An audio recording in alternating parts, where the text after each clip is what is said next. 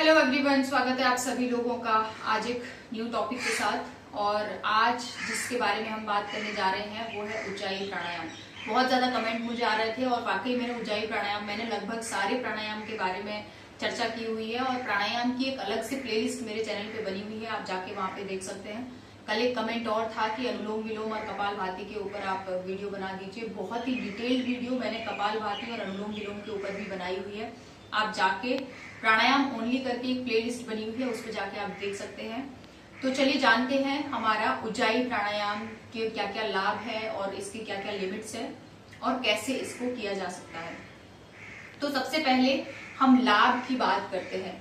ऊंचाई प्राणायाम हर टेक्स्ट में अलग अलग तरीके से लिखा गया है, यानी कि अगर हम आसन प्राणायाम जो बुक है हमारी उसके बारे में बात करते हैं, एबीएम जो है, तो वो कुछ अलग उल्लेख करता है, लेकिन सब लगभग सारी चीजें सेम है। ठीक है।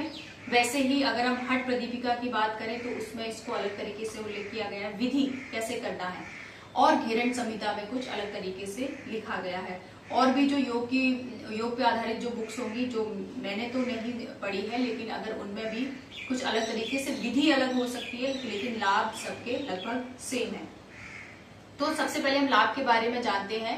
ऊंचाई प्राणायाम जो होता है ये ऐसा प्राणायाम है जो हमारे शरीर के, यानी कि नाड़ियां, हमारे शरीर की जो नाड़ियां हैं और जल से होने वाले जो रोग हैं, हमारे पेट से संबंधित जो रोग है, हमारे धातुओं से संबंधित जो रोग है, उन सभी को ऊंचाई प्राणायाम दूर करता है। यानी इसमें इसका जो श्लोक है हठ प्रदीपिका में, उसमें लिखा गया है नाड़ी जलोदरा धातुगत दोष नाशनम, यानी कि जो जितने भी नाड़ियों से संबंधित दोष है या फिर जो हमारे जल उदर से संबंधित रोग है और जो हमारी धातुओं से संबंधित रोग है, उन सभी का नाश करता है ऊंचाई प्राणायाम। इसके अलावा ऊंचाई प्राणायाम जो है वो बहिर्मुखी से अंतर्मुखी बनाता है। यानी कि अगर कोई बहुत ज्यादा इम्पल्सिव नेचर का है, किसी का कोई बहुत ज्यादा, किसी को एंजाइटी होती है, स्ट्रेस रहता है, तो उन लोगों के लिए ऊंचाई प्राणायाम बहुत ही लाभदायक प्राणायाम है। ऊंचाई प्राणायाम आपके शरीर में गर्मी पैदा करता है, ये अग्नि को प्रदीप्त करता है। तो इसका ये बिल्कुल भी मतलब नहीं है कि इसको उच्च रक्तचाप वाले लोग नहीं कर सकते हैं। उच्च रक्तचाप वाले भी इस अभ्यास को कर सकते हैं, लेकिन बिना कुंभक के। इसके अलावा अगर हम बात करते हैं कि इसकी क्या क्या लिमिटेशंस हैं, तो जिनको भी डिप्रेशन, जो अवसाद के रोगी हैं, जो अंतर्मुखी हैं, वो इस ऊंचाई प्राणायाम का अभ्यास नहीं करेंगे, क्योंकि ऊंचाई प्राणायाम, जैसे कि मैंने आपको क्या कहा, कि बहिर्मुखी से अंतर्मुखी बनाता है।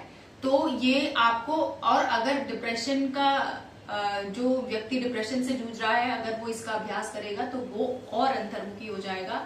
तो बेटर है आप इस ऊंचाई प्राणायाम का अभ्यास ना करें। और ऊंचाई प्राणायाम योग मतलब अगर किसी को अनिद्रा का इश्यू रहता है तो उन लोगों के लिए भी ऊंचाई प्राणायाम बहुत ही फायदेमंद है। आप सोने से पहले ऊंचाई प्राणायाम का अभ्यास कर सकते हैं।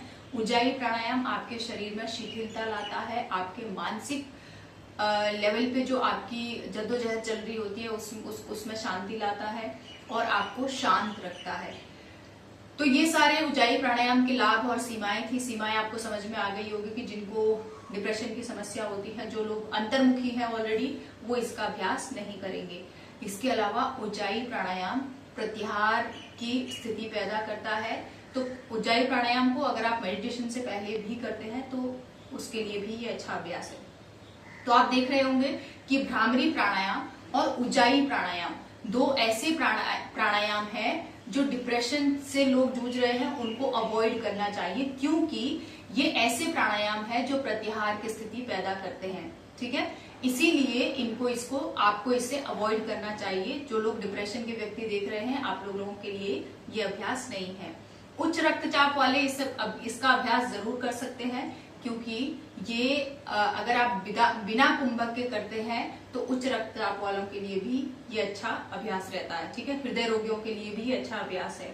तो ऐसे बिल्कुल भी नहीं सोचना है कि ये शरीर में गर्मी पैदा कर रहा है तो हाई ब्लड प्रेशर वाले नहीं कर सकते हैं। बिल्कुल कर सकते हैं, लेकिन बिना कुंभक के। ठीक है, अब हम जानते हैं ऊंचाई प्राणायाम को करने के क्या क्या तरीके हैं। तो सबसे पहले हमें सुखासन में बैठना है। एकदम कंफर्टेबल होके कोई भी एक आसन, सुखासन, पद्मासन, अर्ध पद्मासन, सुखासन मैं इसलिए बोल रही हूँ क्योंकि सुखासन में बहुत सारे लोग कंफर्टेबल महसूस करते हैं, इसीलिए मैं सुखासन की बात कर रही हूँ। दोनों हाथों को आपको ज्ञान मुद्रा में घुटनों पर रखना है।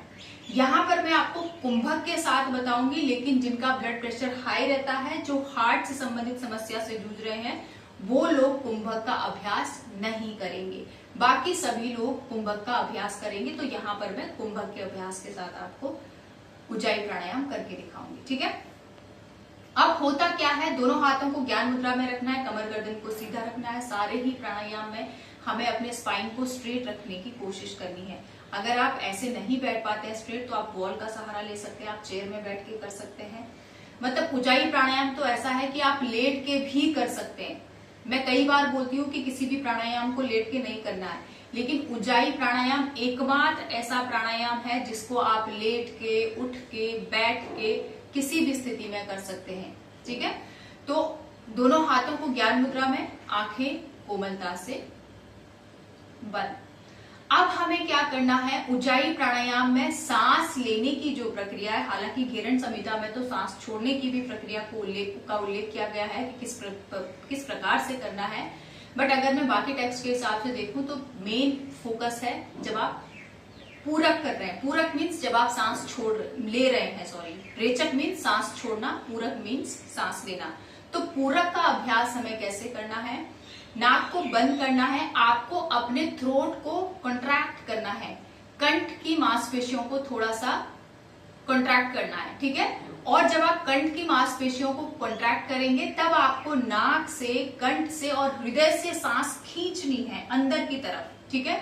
तो क्योंकि आपने अपनी इन मांसपेशियों को कॉन्ट्रैक्ट किया हुआ है और आप अब सांस भरेंगे, उस सांस को आप अपने गले से ही मोस्ट प्रोबेबली खींच रहे हैं, तो आप क्या करते हैं, आपके गले में एक आवाज आती है, ठीक है। और ये आवाज ऐसे होती है जैसे छोटा बच्चा जब सोता है तो वो जब सांस हल्के से उसके छोटे छोटे खराटे आते हैं, बहुत ही वो ऐसे इस तरीके खराटे नहीं लेता है, बहुत ही छोटा बच्चा जब सो रहा हो उसके पास अगर आप कान लगा के ऐसे सुनेंगे तो उसके सांसों की लेने की और छोड़ने की आवाज आती है। सेम वैसा ही साउंड आपको अपने गले से सुनाई देगा। ये किसी दूसरे को नहीं सुनाई देगा। अगर वो यहाँ पे भी बैठा है कोई दूसरा व्यक्ति तो उसको नहीं सुनाई देगा, बिल्कुल पास आके बैठा है तब वो साउंड आपको सुनाई देगा, अदरवाइज वो दूसरे व्यक्ति को, आपको वो साउंड सुनाई देगा। तो दोनों हाथ ज्ञान मुद्रा में, और आपको अब क्या करना है, अपने कंठ को संकुचित करना है।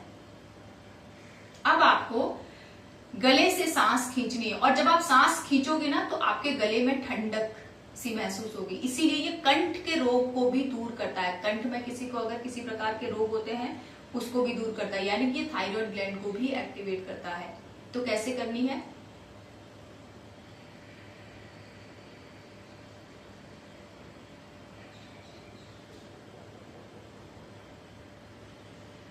आप कुंभ का अभ्यास करें।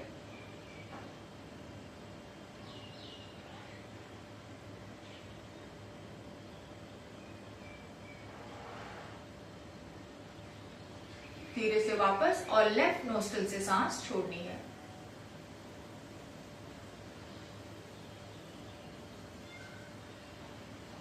रिलैक्स। तो मैंने क्या किया, पहले कंठ के मांसपेशियों को संकुचित किया, फिर मैंने नाक से कंठ से सांस को भरा, और जब मैं सांस को भर रही थी तो मेरा कंठ एकदम ठंडा हो गया, क्योंकि मैंने सांस जब मैं भर रही थी, धीरे धीरे सांस को, इसमें डीप इनहेल होता है, धीरे धीरे आपको सांस को भरना है। फिर आपको कुंभक लगाना है, ये प्रणव मुद्रा बनाकर आपको कुंभक लगाना है।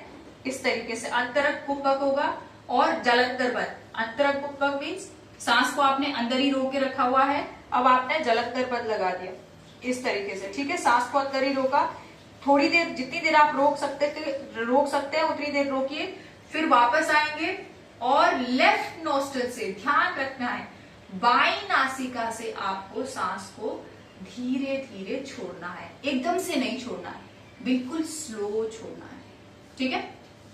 तो ये हमारा उज्जाई प्राणायाम का अभ्यास होता है।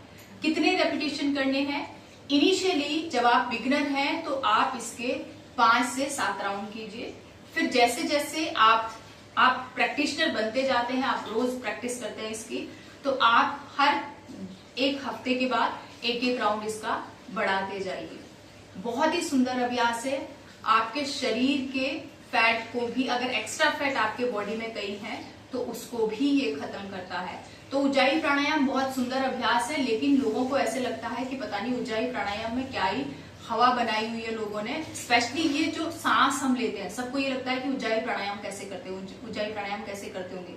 तो लोग क्या, मतलब आपको बहुत सारे यूट्यूब पे वीडियो मिलेगी जिसमें लोग ऐसे कर रहे हैं, इतना साउंड नहीं आता है उज्जाई प्राणायाम में, ये साउंड नहीं होता है।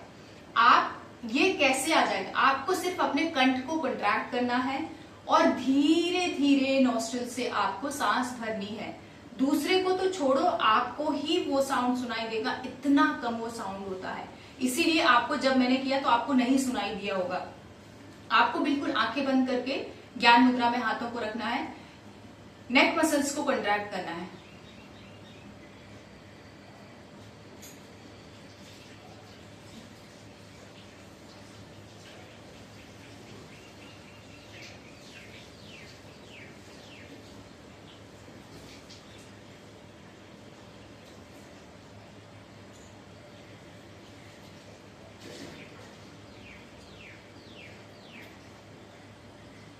और बाएं नासिका से सांस छोड़ते हुए उज्जाई प्राणायाम को खत्म करना है, मतलब एक राउंड को कंप्लीट करना है।